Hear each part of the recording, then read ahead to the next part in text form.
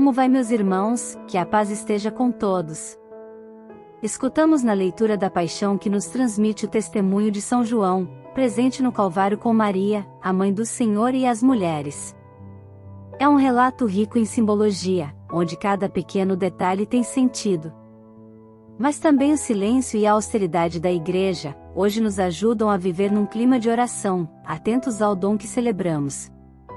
A fé cristã não é a relação reverencial a um Deus que está longe e abstrato que desconhecemos, senão a adesão a uma pessoa, verdadeiro homem como nós e também verdadeiro Deus.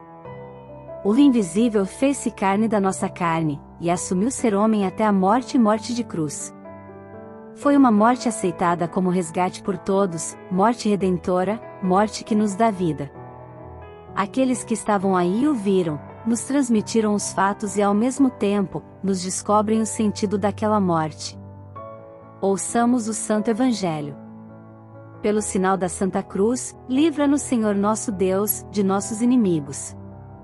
Em nome do Pai, do Filho e do Espírito Santo. Amém. Naquele tempo, Jesus saiu com os discípulos para o outro lado da torrente do Cédron.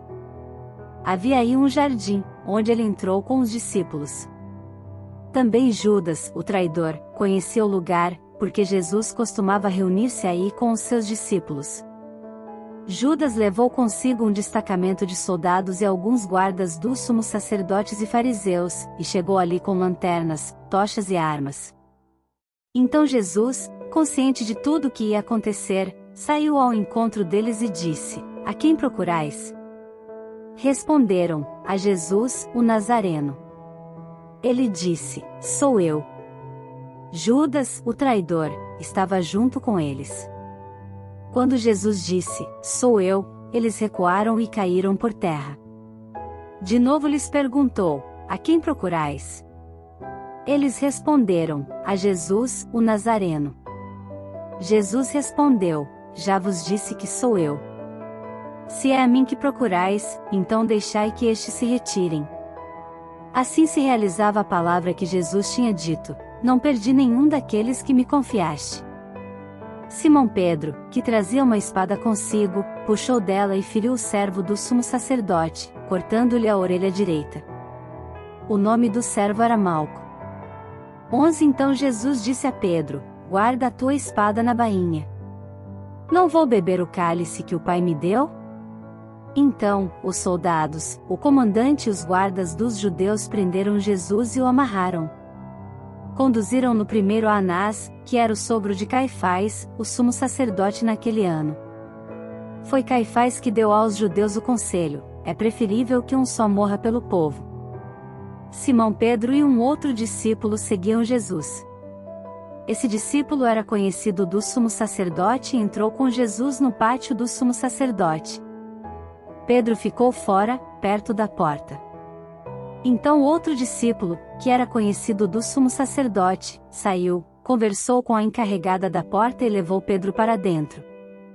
A criada que guardava a porta disse a Pedro: "Não pertences também tu aos discípulos desse homem?"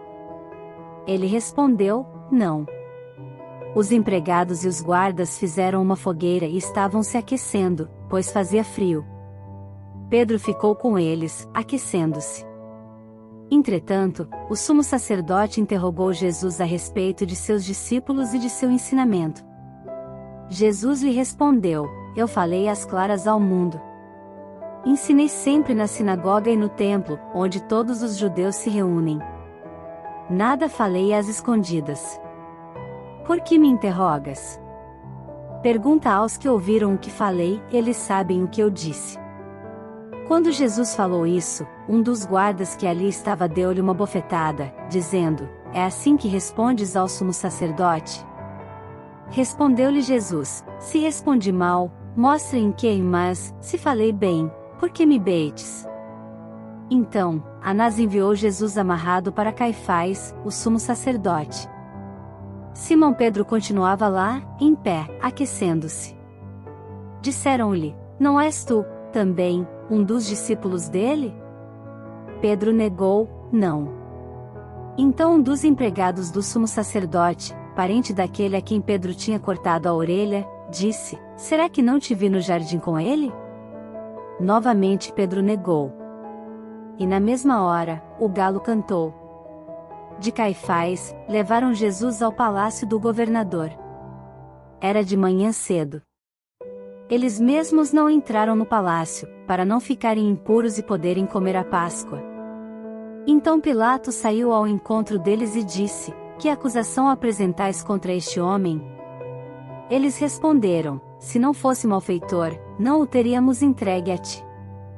Pilatos disse: Tomai-o vós mesmos e julgai-o de acordo com a vossa lei. Os judeus lhe responderam: Nós não podemos condenar ninguém à morte. Assim se realizava o que Jesus tinha dito, significando de que morte havia de morrer.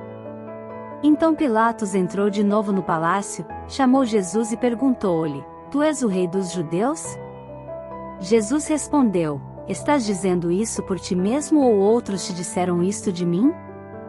Pilatos falou: Por acaso, sou judeu? O teu povo e os sumos sacerdotes te entregaram a mim. Que fizeste? Jesus respondeu: O meu reino não é deste mundo. Se o meu reino fosse deste mundo, os meus guardas teriam lutado para que eu não fosse entregue aos judeus. Mas o meu reino não é daqui. Pilatos disse a Jesus: Então, tu és rei? Jesus respondeu: Tu o dizes, eu sou rei. Eu nasci e vim ao mundo para isto, para dar testemunho da verdade. Todo aquele que é da verdade escuta a minha voz. Pilatos disse a Jesus: O que é a verdade? Ao dizer isso, Pilatos saiu ao encontro dos judeus, e disse-lhes: Eu não encontro nenhuma culpa nele. Mas existe entre vós um costume, que pela Páscoa eu vos solte um preso. Quereis que vos solte o rei dos judeus? Então, começaram a gritar de novo: Este não, mas Barrabás. Barrabás era um bandido. Então Pilatos mandou flagelar Jesus. Os soldados teceram uma coroa de espinhos e a colocaram na cabeça de Jesus. Vestiram-no com um manto vermelho, aproximavam-se dele e diziam: Viva o rei dos judeus! E davam-lhe bofetadas. Pilatos saiu de novo e disse aos judeus: Olhai, eu o trago aqui fora, diante de vós, para que saibais que não encontro nele crime algum. Então Jesus veio para fora, trazendo a coroa de espinhos e o manto vermelho. Pilatos disse-lhes: Eis o homem. Quando viram Jesus, os sumos sacerdotes e os guardas começaram a gritar: Crucifica-o! Crucifica-o! Pilatos respondeu: Levai-o vós mesmos para o crucificar, pois eu não encontro nele crime algum. Os judeus responderam: Nós temos uma lei, e, segundo esta lei, ele deve morrer, porque se fez filho de Deus.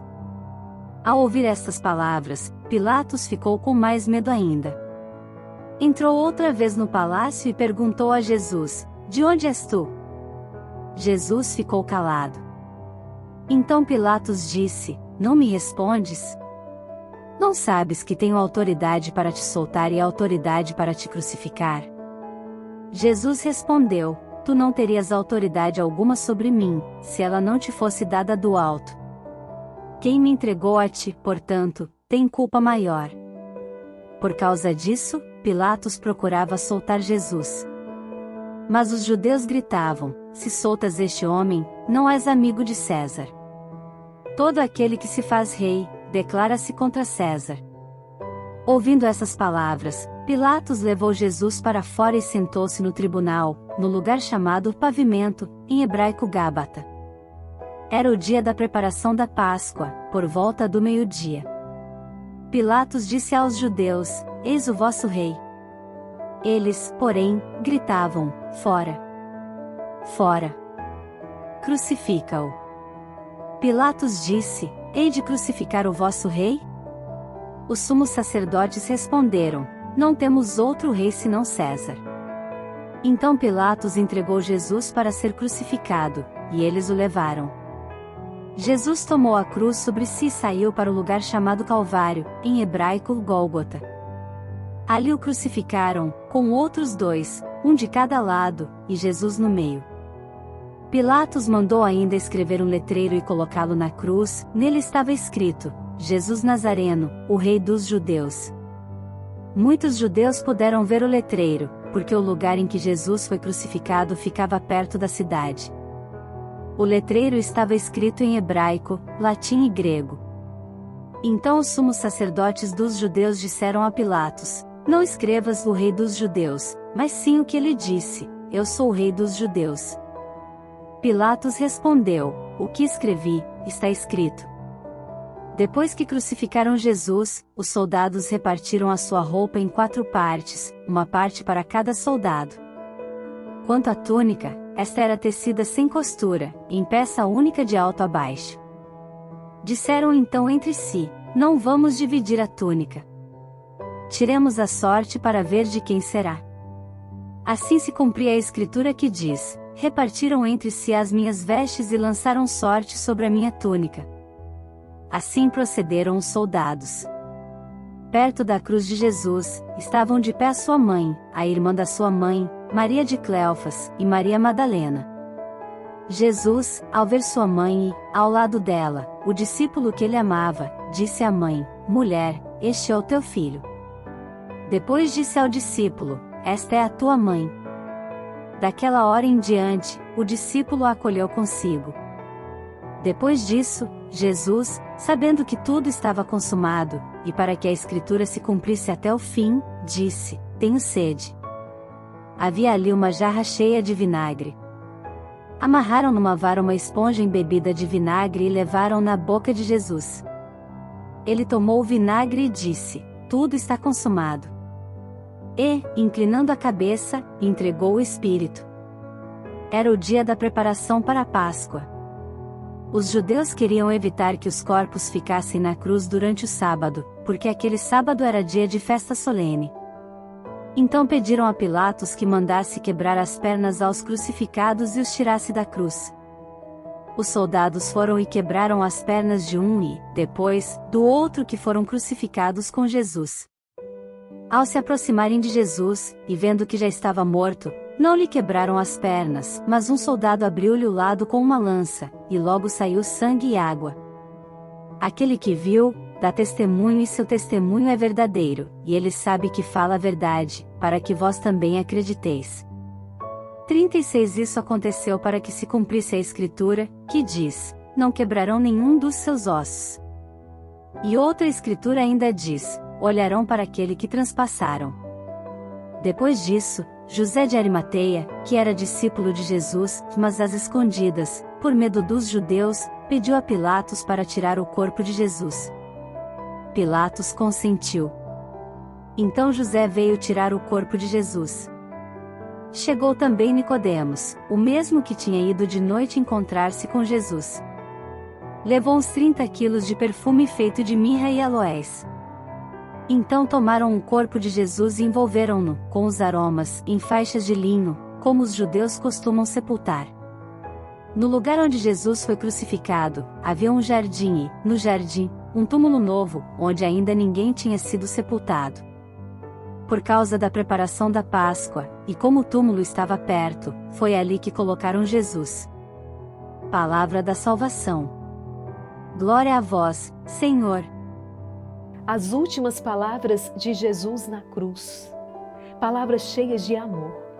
E presta atenção nessas palavras do Senhor.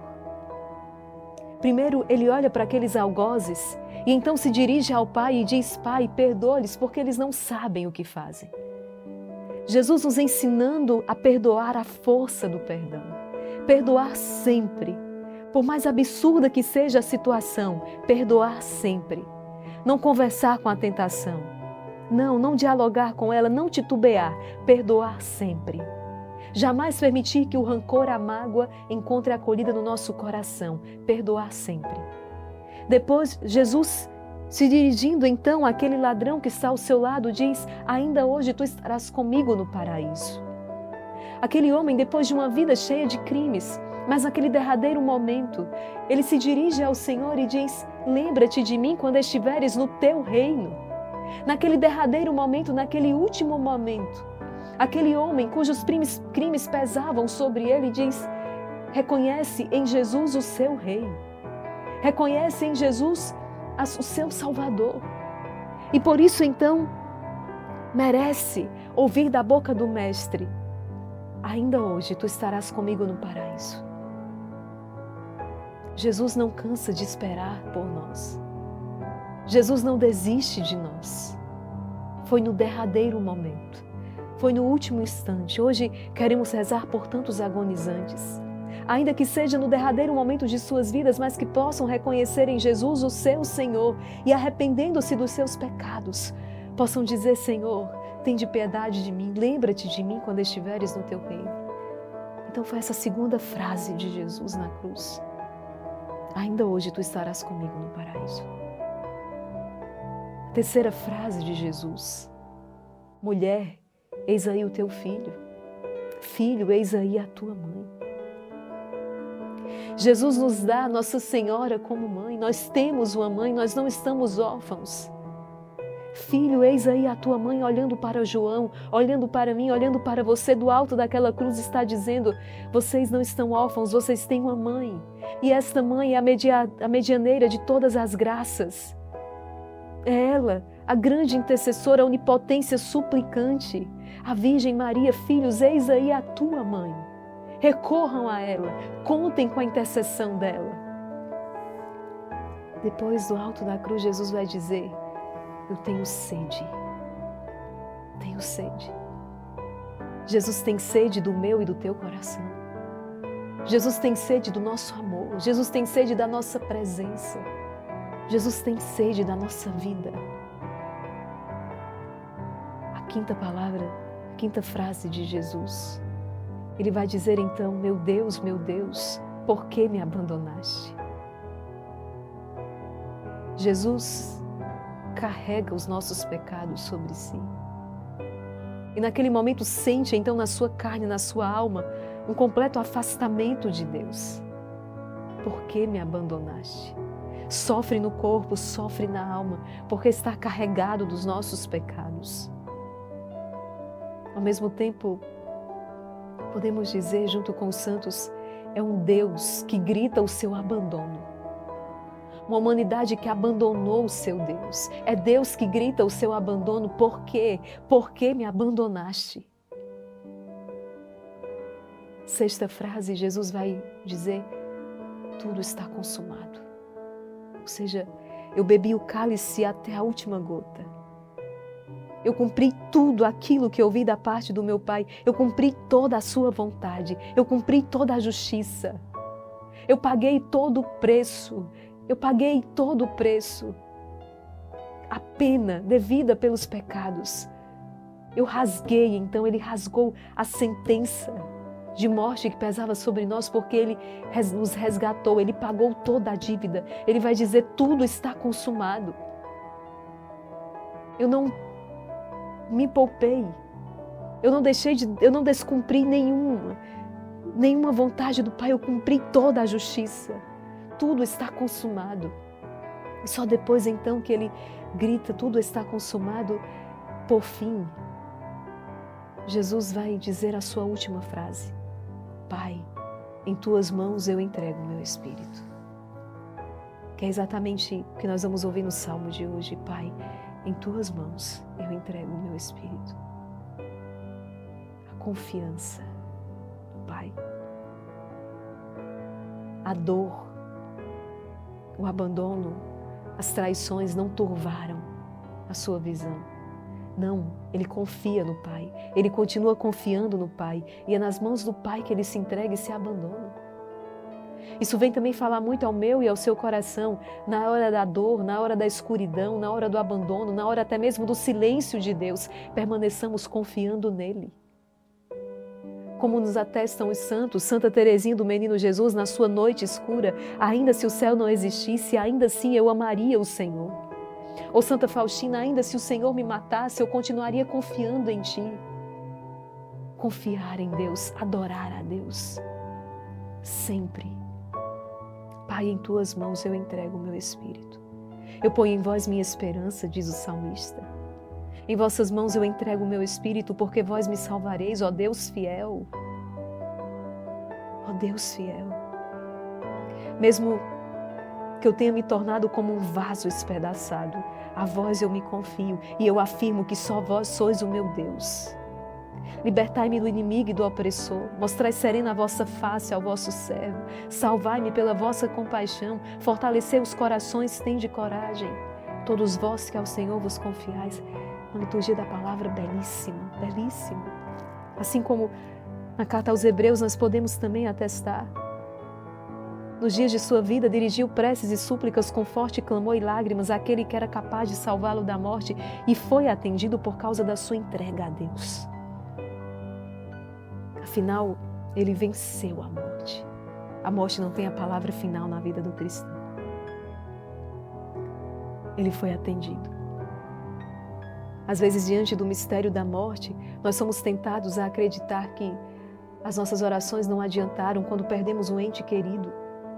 Ou até mesmo quando vemos, tenho falado muito sobre isso nos últimos dias, diante do avanço do mal, nós somos tentados, muitas vezes, a desconfiar do Senhor e dizer, poxa, será que as nossas orações não estão adiantando? Será que as nossas campanhas de oração não estão chegando até o coração de Deus? Veja, ele clamou e ele foi atendido. Sim, nós encontramos morto na cruz, mas ele foi atendido porque a morte não tem a palavra final. Nós clamamos e nós somos atendidos porque o mal não tem a palavra final. A vitória do mal é sempre aparente e transitória. Aprende isso de uma vez por todas. A vitória do mal. Se o mal parece ter vencido na sua vida, lembre-se constantemente disso. A vitória do mal é sempre transitória. A vitória dele não é definitiva. Quando nós estamos unidos ao Senhor, como aquele que morre em comunhão com Deus, ele morre para a vida. Ele morre para então ressuscitar. Entende? Ele morre para entrar na vida. Aquele que morre afastado de Deus, esse não. Esse morre e entra na morte eterna. Mas aquele que morre na graça de Deus. Por isso a vida sacramental, a vida de oração, o sacramento da confissão, a Eucaristia. Quando obedecemos os mandamentos, observamos os mandamentos, rompemos com o pecado, que é o que nós vamos fazer na vigília pascal, renunciar ao pecado e renovar as promessas batismais. Ao morrer nós entramos na vida. E mesmo aquilo que vem para nos destruir, como Jesus crucificado está, mas aquilo que vem para destruir, na verdade, converge para o bem dos que amam o Senhor, é vitória de Deus. Hoje, à luz dessa liturgia belíssima, nessa Sexta-feira Santa, você aprendeu as últimas 7 frases de Jesus. As 7 palavras de Jesus na cruz, como é conhecida.